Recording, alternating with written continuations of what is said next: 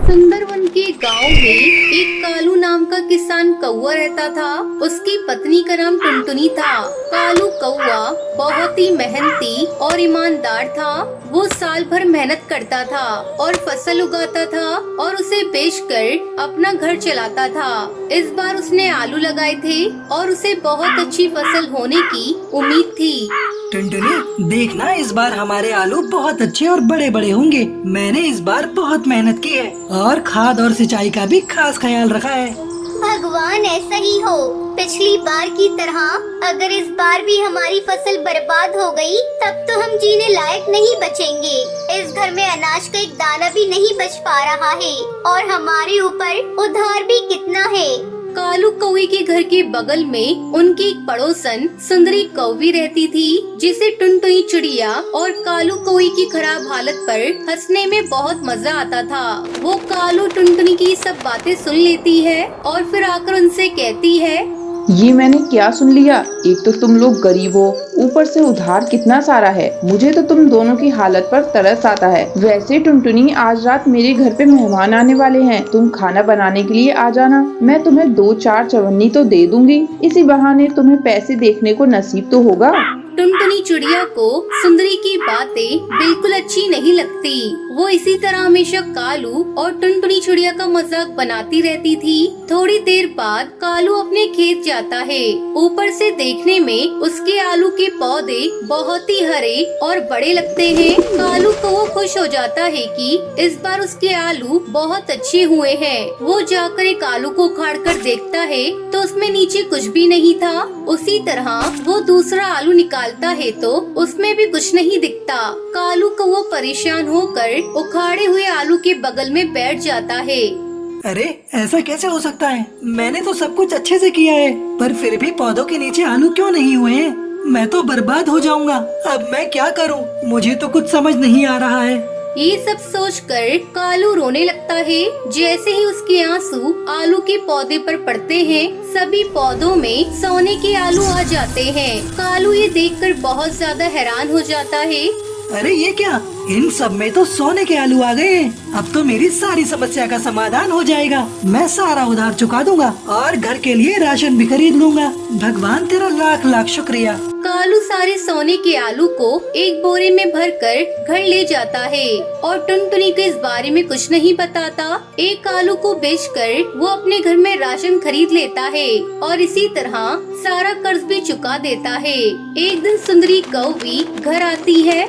मैंने सुना है तेरा पति इस बार आलू बेचने नहीं गया। क्या हुआ? तुम दोनों की फसल इस बार भी बर्बाद हो गई क्या? अब तो तुम लोग सड़क पे आ जाओगे।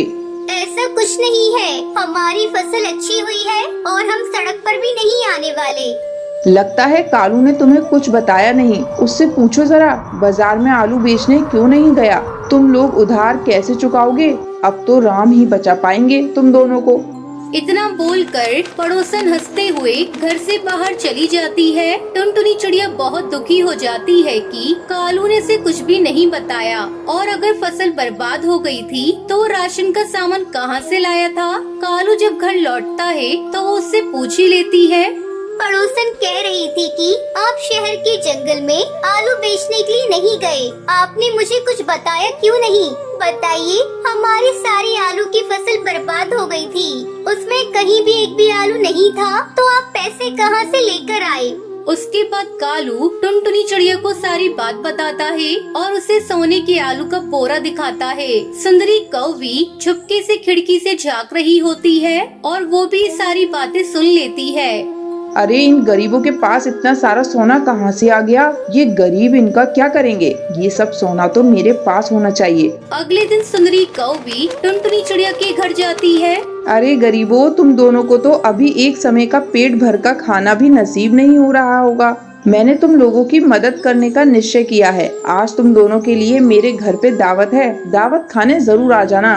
कालू और टुनटुनी को ये बात सुनकर हैरानी होती है, पर फिर भी वो दोपहर में पड़ोसन के घर दावत खाने चले जाते हैं। वहाँ पर सुंदरी उन्हें तरह तरह के पकवान परोसती है। कालू कौआ और टुनटुनी चिड़िया खाना खाने लगते हैं। सुंदरी चुपके से अपने घर से निकलकर उनके घर में जाती है और आलू के बोरे में से आलू निकालकर लेने लगती है। जैसे ही वो आलू को हाथ लगाती है, वो आलू एक भारी पत्थर में बदल जाता है।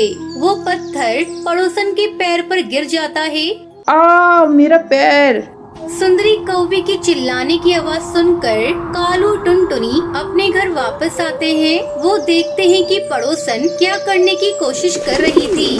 तभी मैं सोच रही थी कि जिसने आज तक हमें कभी दावत पर नहीं बुलाया, आज वो हमें इतनी शौक से स्वादिष्ट खाना क्यों परोस रही है। ये हमें उधर उलझाकर रखना चाहती थी ताकि हमारे सोने के आलू चोरी कर सके। अरे पर इसके छूते ही आलू पत्थर में बदल गया।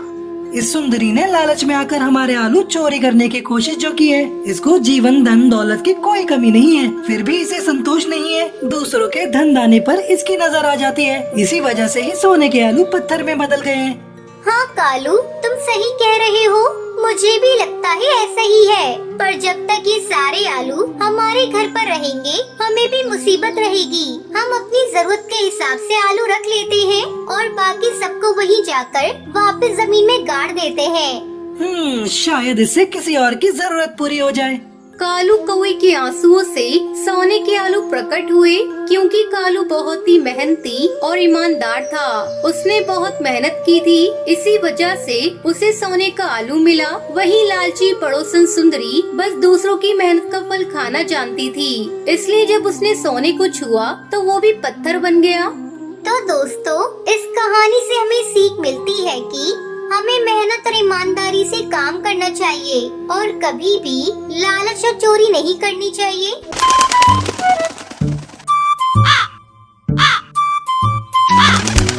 नैनीताल के जंगल में टुनटुनी चिड़िया अपनी माँ टूनी चिड़िया के साथ रहती थी। उसके पिता की मौत बचपन में ही हो गई थी। तब टूनी चिड़िया ने टुनटुनी को माँ और बाप दोनों का प्यार दिया। टुनटुनी अब बड़ी हो गई थी और उसकी शादी की चिंता टूनी चिड़िया को सताने लगी। एक दिन जंगल का मुखिया कड़कनाथ कौआ टूनी चिड़िया के घर आता है। कहो भाभी, कैसे हो? सब कुछ बढ़िया चल रहा है ना? मुखिया जी, आप बताइए, कहिए कैसे आना हुआ? तुम्हारी बिटिया के लिए रिश्ता लेकर आया हूँ। शहर में मेरी मौसी का बेटा है। तुम कहो तो बात आगे बढ़ाऊं। वैसे आजकल मौसी मेरे पास आई हुई है, कल उनका बेटा भी आने वाला है। तुम चाहो तो कल ही टुनटुनी को दिखा देते हैं। ठीक है मुखिया जी, एक न एक दिन बेटी को विदा तो करना ही है। अगले दिन मुखिया की मौसी चंपा कौवी और उसका बेटा कालू टुनटुनी को देखने आते हैं। बहन जी, मुझे तो टुनटुनी पसंद है। बस मेरा बेटा हाँ कह दे, फिर लेन देन की बातें भी हो जाएंगी। थोड़ी देर तक कालू टुनटुनी से बात करता है और फिर अपनी हामी भर देता है। मुबारक हो बहन जी, अब आपकी बेटी मेरी हुई, लेकिन दहेज में मुझे 2 लाख रुपए नगद चाहिए। मेरा बेटा अपने काम को आगे बढ़ाना चाहता है, इसमें पैसे तो लगेंगे ही। वैसे भी मैं आपसे बहुत थोड़ा दहेज मांग रही हूँ। आप लोग गांव के हैं और हम लोग शहर के। शहर में शादी करने के लिए बहुत सारा दहेज देना पड़ता है। मैं तैयार हूँ बहन जी, बस मेरी बेटी का घर बच जाए, इससे ज्यादा खुशी की बात मेरे लिए और क्या होगी। इस तरह कुछ दिनों बाद टुनटुनी और कालू की शादी हो जाती है और वो अपने ससुराल आ जाती है। शादी को 1 महीना गुजर जाता है। एक दिन टुनटुनी अपनी सास से कहती है, माँ जी, एक बात पूछूं आपसे? मेरी शादी हुई 1 महीना गुजर गया, पर ये रात को कभी घर पर रुकते ही नहीं है। आखिर इनका ऐसा कौन सा काम है जिसे वो दिन में नहीं कर सकते? मेरा बेटा कौन सा काम करता है, इससे तुझे क्या मतलब? बस तू खाने और घर संभालने से मतलब रख, ज्यादा दिमाग चलाया मत कर। ये गांव नहीं शहर है, यहाँ दिन और रात एक समान काम होता है। टुनटुनी अपनी सास की बातें सुनकर चुप रह जाती है। उसे नहीं पता था कि उसका पति शहर में किसी और चिड़िया से शादी करके उसे धोखा दे रहा है। एक दिन टुनटुनी बाजार किसी काम से गई थी। वहाँ वो कालू कौवे को एक चिड़िया के साथ शॉपिंग करते हुए देख लेती है। अरे, ये तो मेरे पति कालू जी है और इनके साथ ये चिड़िया कौन है जिसे ये शॉपिंग करा रही है? लेकिन मेरे लिए तो इनके पास थोड़ा भी समय नहीं है। टुनटुनी तुरंत अपने पति के पास जाती है। अरे कालू जी, आप और यहाँ ये कौन है? इनसे मेरा परिचय तो कराइए। मैं इनकी पत्नी हूँ और आज मेरे पति देव मुझे शॉपिंग करा रहे हैं। लेकिन इनकी पत्नी तो मैं हूँ और मेरी इनसे शादी हुई है। क्या बकवास कर रही है? मैं तुझे नहीं जानता। चलो जाओ यहाँ से। टुनटुनी आंसू बहाती हुई अपने घर चली जाती है। माँ जी, आप लोगों ने मुझे धोखा दिया है, मेरी जिंदगी के साथ खेला है।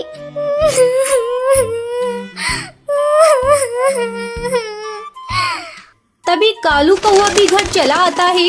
माँ, अब इस गवार का कोई काम नहीं, हम आज ही इसका काम तमाम कर देते हैं। दोनों माँ बेटे मिलकर टुनटुनी को एक नदी में ले जाकर फेंक देते हैं।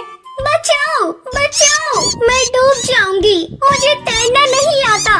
तभी उस नदी के पास पानी पी रहा एक हाथी का बच्चा टुनटुनी की आवाज सुनता है। वो किसी तरह टुनटुनी को नदी में डूबने से बचा लेता है। टुनटुनी अपने साथ शहर में हुए अत्याचार को अपनी माँ को नहीं बताती। नहीं नहीं, मैं अपनी माँ को कुछ नहीं बताऊंगी, नहीं तो मेरी माँ ये सदमा बर्दाश्त नहीं कर पाएगी और मर जाएगी और मैं वापस अपने ससुराल भी नहीं जाऊंगी।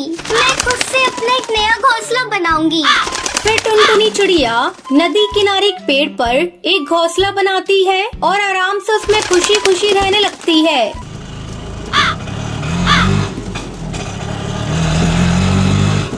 एक घने जंगल में टुनटुनी चिड़िया अपनी माँ टूनी चिड़िया और अपने पिता टुन्नू चिड़ा के साथ रहती थी। टुन्नू चिड़ा एक ऑटो ड्राइवर था। उस समय टुनटुनी एक कॉलेज में पढ़ती थी। एक दिन वो अपने पिता से कहती है, बाबा, मैं भी आपकी तरह ऑटो चलाना चाहती हूँ, क्या आप मुझे ऑटो चलाना सिखा देंगे? टुन्नू चिड़ा अपनी बेटी से बहुत प्यार करता था। वो उसकी हर इच्छा को पूरी करता था। टुन्नू चिड़ा टुनटुनी से कहता है, बेटा, तेरी इच्छा है तो मैं आज ही तुझे ऑटो चलाना सिखाता हूँ। टुन्नू चिड़ा की बात सुनकर उसके पास बैठी टूनी चिड़िया कहती है, तुम भी ये कैसी बातें करते हो जी? इसकी उम्र तो देखो, शादी के लायक हो गई है। अब जल्दी से इसके लिए कोई अच्छा सा घर और चिड़ा ढूंढो और इसकी शादी कर दो। माँ, मुझे अभी शादी वादी नहीं करनी, अभी मेरी पढ़ाई अधूरी है। पहले पढ़ाई पूरी हो जाने दो, फिर मेरी शादी के बारे में सोचना। और बाबा, आज मैं स्कूल से आने के बाद आपसे ऑटो चलाना सीखूंगी। अब टुनटुनी रोज अपने पिता से ऑटो चलाना सीखने लगी। कुछ ही दिनों में टुनटुनी पूरी तरह से ऑटो चलाना सीख जाती है। अचानक एक दिन टुनटुनी के पिता की तबीयत बिगड़ जाती है। तब टुनटुनी कहती है, बाबा, आपकी तबीयत ठीक नहीं है, आप आराम कीजिए, मैं आपकी जगह ऑटो चलाऊंगी। बेटा, तू ये क्या कह रही है? तू कैसे इतने बड़े ऑटो को चलाएगी? 1-2 दिन की बात है, मैं ठीक हो जाऊंगा तो फिर से ऑटो चलाने लगूंगा। कई दिन गुजर जाते हैं, लेकिन टुन्नू चिड़ा की तबीयत में कोई सुधार नहीं होता। घर में पैसों की तंगी होने लगी। तब हार मानकर टुनटुनी ऑटो चलाने जाने लगी। अब वो हर दिन पक्षियों को एक जगह से दूसरी जगह पहुंचाने लगी। कुछ दिनों बाद टुन्नू चिड़ा स्वस्थ हो जाता है और अपनी बेटी को ऑटो चलाते देखकर बहुत खुश होता है। एक दिन टुनटुनी चिड़िया की मुलाकात बंटी कबूतर से होती है। वो टुनटुनी के बचपन का साथी था। उसे देखते ही टुनटुनी चिड़िया कहती है, अरे बंटी कबूतर, बहुत दिनों बाद तुमसे मुलाकात हुई है, कहाँ थे इतने दिनों से? तुझे क्या बताऊं टुनटुनी, स्कूल की पढ़ाई खत्म होते ही पिताजी का निधन हो गया। तब से मैं उनकी दुकान संभाल रहा हूँ, आगे की पढ़ाई भी पूरी नहीं कर पाया। इस तरह काफी देर तक दोनों बातें करते रहते हैं। अच्छा, मैं चलती हूँ बंटी, काफी देर हो गई, माँ मेरा इंतजार कर रही होंगी। जब टुनटुनी घर पहुंचती है तो उसकी माँ उसका इंतजार कर रही थी। टुनटुनी, आज तूने इतनी देर कहाँ लगा दी? क्यों, तुझे आने में देर कैसे हो गई? क्या बताऊँ माँ, मेरे बचपन का दोस्त बंटी मुझे मिल गया था। उससे बातें करते करते मुझे समय का पता ही नहीं चला। अब बंटी कबूतर रोज टुनटुनी चिड़िया से एक पार्क में मिलने लगता है। कुछ ही दिनों की मुलाकात में उन दोनों को एक दूसरे से प्यार हो जाता है और एक दिन दोनों शादी के बंधन में बन जाते हैं। ससुराल में टुनटुनी चिड़िया की सास बबली कबूतरी उससे बहुत प्यार करती थी। टुनटुनी भी इतना अच्छा ससुराल पाकर बहुत खुश थी, लेकिन जल्दी उसकी खुशियों को ग्रहण लग जाता है। हमेशा की तरह बंटी कबूतर एक दिन अपनी दुकान पर बैठा था। अचानक उसे दिल का दौरा पड़ता है और उसकी मौत हो जाती है। टुनटुनी चिड़िया पर दुखों का पहाड़ टूट पड़ता है। दूर हो जा मेरी नजरों से डायन। पता नहीं कौन सी मनहूस घड़ी थी जब मेरे बेटे ने तुझे पसंद किया था, आते ही मेरे बेटे को खा गई।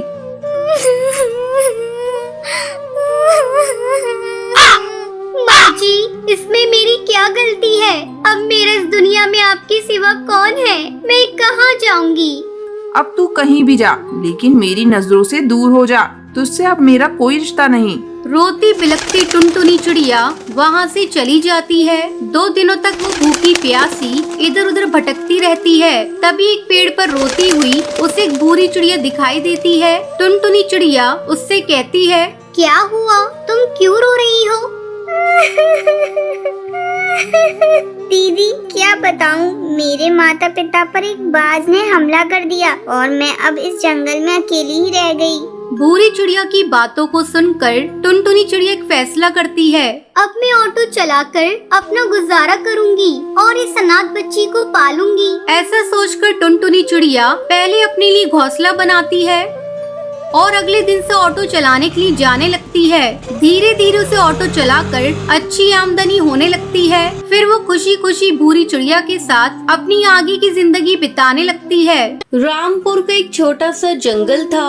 जंगल में एक बड़ा सा बाजार लगता था और बाजार में अक्सर भीड़ लगा करती थी। गर्मियों के मौसम में ये सारी भीड़ टुनटुनी चिड़िया की पेप्सी की दुकान पर लगी रहती थी। अरे टुनटुनी चाची, मुझे ऑरेंज वाली पेप्सी दे दो। और मुझे पीली वाली। और मुझे लाल वाली। बच्चे हो या बड़े, सभी को टुनटुनी चिड़िया की पेप्सी बहुत पसंद आती थी और टुनटुनी चिड़िया पूरी ईमानदारी से पेप्सी बनाया करती थी। अच्छा फिल्टर, साफ चीनी और साफ सुथरे तरीके से वो जूस बनाकर उन्हें प्लास्टिक की थैलियों में भरा करती थी। टुनटुनी की ₹1 वाली पेप्सी बहुत बिका करती थी। कुछ ही देर में उसका सारा स्टॉक खत्म हो जाया करता था। अरे चाची, पेप्सी है क्या? नहीं बेटा, सब खत्म हो गई, अब कल आना। टुनटुनी की दुकान के सामने कालू कौई की दुकान थी। कालू आइसक्रीम बेचता था, पर गर्मियां होने के बावजूद भी उसकी आइसक्रीम बिक नहीं रही थी।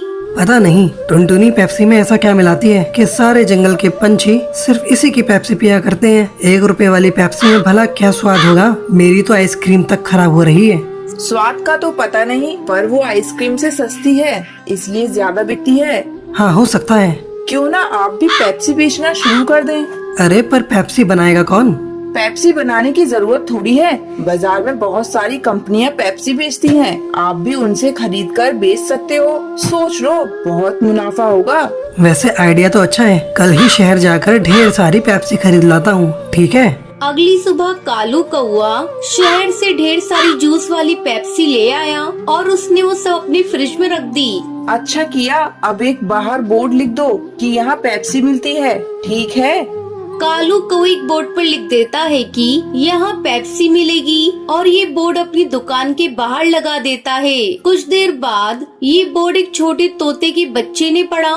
यहाँ पे कालू काका, पेप्सी के कौन कौन से कलर हैं? सब कलर हैं। तुम्हें कौन सी चाहिए ये बताओ। मुझे तो एक येलो वाली और एक ऑरेंज वाली चाहिए।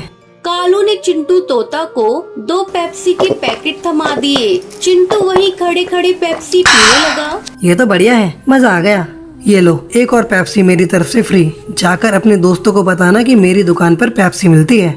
ठीक है। हाँ हाँ काका, जरूर बताऊंगा। और कालू का ये फंडा काम कर गया। चिंटू तेजी से उड़ते हुए अपने जंगल में गया और कुछ देर बाद अपने कुछ दोस्तों के साथ लौटा। यही वो दुकान है। मुझे भी तो ऑरेंज वाली चाहिए।